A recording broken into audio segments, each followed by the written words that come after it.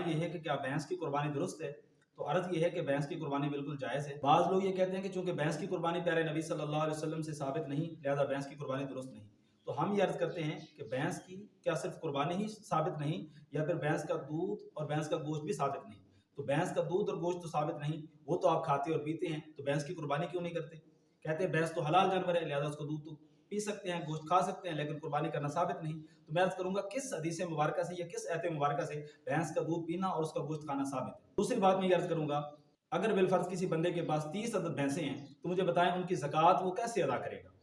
کسی ایک ایت مبارکہ سے ثابت کر دیں یا کسی ایک حدیث مبارکہ سے ثابت کر دیں، تو لامحالہ اس کی زکوٰۃ گائے کے اوپر قیاس کر کے بتائی جائے گی۔ تو بعینہ ہی اسی طرح قربانی کے معاملے میں بھی بھینس کو گائے کے اوپر قیاس کیا جائے گا، اور اس کی دلیل کیا ہے؟ پیارے آقا علیہ الصلوۃ والسلام نے حضرت معاذ رضی اللہ تعالیٰ عنہ، یمن کا قاضی ان کو بنا کر بھیجا۔ آپ صلی اللہ علیہ وسلم نے فرمایا کیسے فیصلہ کرو گے؟ عرض کیا میں اللہ کی کتاب کے ساتھ فیصلہ کروں گا۔ آپ صلی اللہ علیہ وسلم نے فرمایا اگر کتاب اللہ میں موجود نہ پاؤ تو کیا کرو گے؟ عرض کیا فبسنت رسول اللہ، میں اللہ کے رسول صلی اللہ علیہ وسلم کی سنت کے ساتھ فیصلہ کروں گا۔ آپ نے فرمایا فإن لم تجد، اگر تم سنت رسول میں بھی حکم کو نہ پاؤ تو پھر کیا کرو گے؟ آپ نے عرض کیا اجتہد برأیی، پھر میں اپنی رائے کے ساتھ اجتہاد کروں گا۔ تو بعینہ اسی طرح جب بھینس کا معاملہ، بھینس چونکہ دریائی جانور ہے، عرب کے اندر خشکی تھی، پہاڑی علاقہ تھا، صحرائی علاقہ تھا، تو دریائی جانور تھا بھینس، اس وقت عرب کے اندر موجود نہیں تھا۔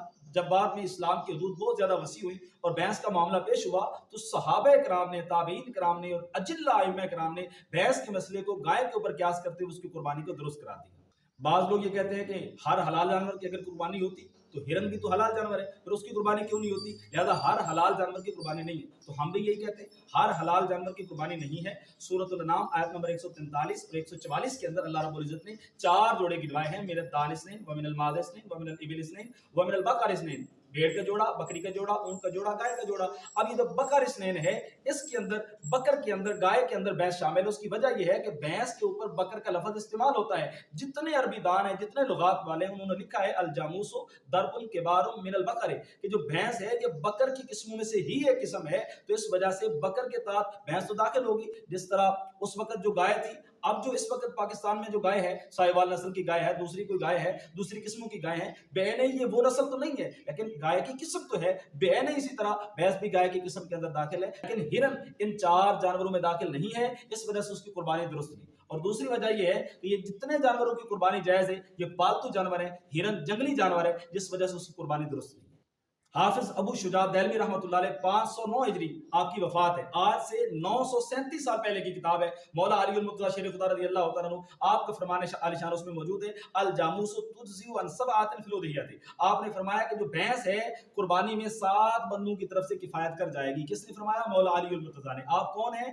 آپ باب مدینۃ العلم ہیں، علم کے شہر کے دروازے مولا علی المرتضیٰ شیر خدا رضی اللہ تعالیٰ عنہ ہیں، اور آج سے 9 صدیاں پہلے لکھی ہوئی کتاب ہے، جس وقت ان مولویوں کا وجود ہی نہیں تھا، ان فرقوں کا وجود ہی نہیں تھا جس فرقے والے آج کو بھینس کی قربانی کو ناجائز کہتے ہیں۔ تو ہم 12 سال 10 سال 4 کتابیں پڑھے ہوئے عالم کی بات مانیں یا مولا علی المرتضیٰ شیر خدا رضی اللہ تعالیٰ عنہ کے فتوے کو مانیں؟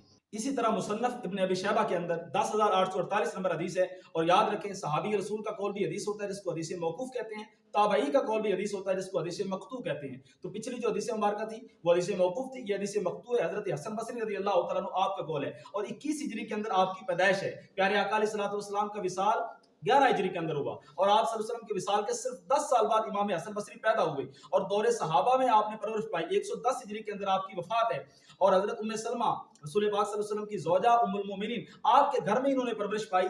70 کے بعد صحابہ کرام کی زیارت کی، ان سے روایات لی، تو حضرت امام حسن بصری رضی اللہ تعالیٰ عنہ آپ نے یہی فتویٰ اس وقت دیا۔ آپ نے فرمایا الجاموس بمنزلۃ البقر، کہ جو بھینس ہے یہ تمام احکام کے اندر زکوٰۃ کا معاملہ ہو، قربانی کا معاملہ ہو، یہ گائے کے درجے میں اور گائے کے حکم میں۔ مسائل امام احمد ابن حنبل کے اندر امام احمد ابن حنبل سے پوچھا گیا، آپ متوفی 241 ہجری، آج سے 12 صدیاں پہلے حضرت امام احمد بن حنبل سے یہ سوال ہوا، جناب بھینس کی قربانی کے معاملے میں آپ کا کیا خیال ہے، کیا یہ درست ہے؟ تو ان کا جواب سننا، انہوں نے فرمایا لا اعرف خلاف ھذا، اس کے اندر کسی کا بھی اختلاف نہیں ہے، عام ائمہ کرام کا اجماع ہے کہ بھینس کی قربانی گائے کی قربانی کی طرح بالکل درست ہے۔ اسی طرح امام ابن المنذر رحمۃ اللہ علیہ آپ نے کتاب الاجماع کے اندر نقل کیا، آپ نے فرمایا اجمعوا علی ان حکم الجوامی سے حکم البقر، کہ فرمایا لوگ تمام ائمہ کرام کے اس بات کے اوپر اجماع ہے کہ بھینس کا حکم گائے کا حکم والا ہے۔ یہ امام ابن منذر کون ہے؟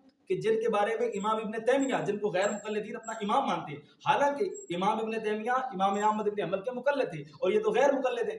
تو امام ابن تیمیہ انہوں نے کہا امام ابن المنذر کے بارے میں، فرمایا ما علمت احدا اعلم بکتاب اللہ و بسنت رسول اللہ صلی اللہ علیہ وسلم من ابن المنذر، کہ میں نے ابن منذر سے زیادہ کسی کو اللہ کی کتاب اور سنت کا عالم نہیں پایا، اور انہوں نے یہ فتویٰ دیا کہ تمام ائمہ کرام کے اس بات کے اوپر اجماع ہے کہ بھینس کا حکم گائے کے حکم والا ہے۔ اسی طرح موطا امام مالک کے اندر، موطا امام مالک حدیث مبارکہ کی مستند اور قدیم ترین کتابوں کے اندر ذخیرے کے اندر شامل ہے، جس کے بارے میں امام سیوطی جیسے عالم نے یہ لکھا، آپ نے فرمایا کہ اصح الکتب بعد کتاب اللہ موطا امام مالک، فرمایا کہ اللہ کی کتاب کے بعد سب کتابوں میں صحیح اگر کوئی کتاب ہے تو امام سیوطی کہتے ہیں موطا امام مالک ہے، اور امام مالک کو امام مدینہ کہا جاتا ہے، امام دار الہجرہ کہا جاتا ہے، قدیم ترین مدینہ منورہ کے فقیہ ہیں اور محدث ہیں۔ امام ترمذی کی 2680 نمبر حدیث ہے، پیارے آقا علیہ الصلوۃ والسلام نے فرمایا ایک زمانہ آئے گا لوگ علم کی تلاش میں اونٹ توڑائیں گے، فلا یجدون اعلم من عالم المدینہ، مدینے کے عالم سے بڑا عالم ان کو کوئی نہیں ملے گا۔ تو جامع ترمذی کے اندر یہ لکھا ہوا ہے، امام عبد الرزاق کا قول، امام سفیان بن عیینہ کا قول کہ اس سے مراد امام مالک ہے۔ تو امام مالک رحمۃ اللہ علیہ سے جب پوچھا گیا